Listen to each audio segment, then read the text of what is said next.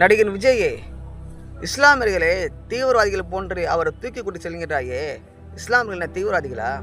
அவர்கள் செய்த புனிதம் உனக்கு தெரியுமா? இந்த இந்தியாவிற்கு வந்து தீண்டாமை ஒழித்தார்கள். ஒரு பெண் 5 பேர் கல்யாணம் செய்யக்கூடியதெல்லாம் ஒழித்தார்கள்.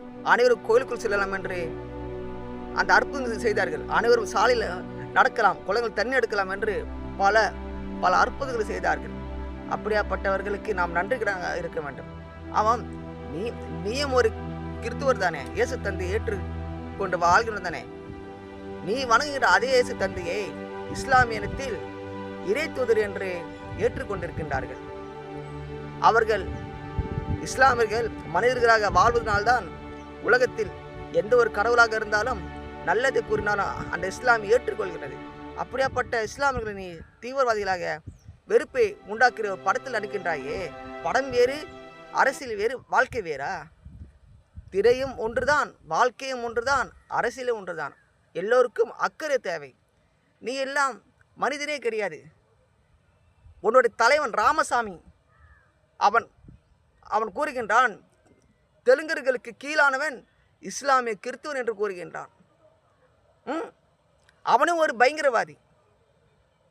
இஸ்லாமிய கிறிஸ்துவர்கள் புனிதத்தை செய்திருக்கின்றார்கள், அற்புதங்கள் செய்திருக்கின்றார்கள். இஸ்லாமியர்கள் சிறுபான்மையர்கள் அல்ல.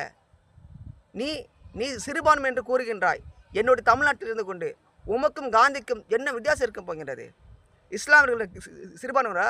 என்னுடைய தமிழ்நாட்டில் வாழ்கின்ற எல்லா மொழி கொண்ட கிறிஸ்துவனும் இஸ்லாமியரும் இந்த தமிழ்நாட்டுக்குரியவர்கள். ஏனென்றால் இந்த தமிழ்நாடு எங்களுடையது, நாங்கள் தான் கூறுவோம். நீ யார் கூறுவதற்கு சிறுபான்மை என்று? கேவலமாக இல்லை? இஸ்லாமியர்களை அல்லாஹ் தந்த இறை தூதர்களை அவமதித்து விட்டு அந்த நீ வணங்கின அந்த இயேசு தந்தையை ஏற்றுக்கொண்ட இறை தூதர் என்று இஸ்லாமியம் தீவிரவாதிகளாக அவமதித்துட்டு இஸ்லாமுடைய வாக்குகள் வேண்டும் என்பதற்காக அவர்கள் காலில் இப்போ நிற்கின்றாய். இதெல்லாம் உனக்கு கீழ்த்தனமாக இல்லை? மனிதனாக வாழ பழகிக்கொள். நீ எல்லாம் 53 பேரை துடிக்க சாகரித்து விட்டு வந்தவன் தானே. இரக்கமில்லாதவன் நீ.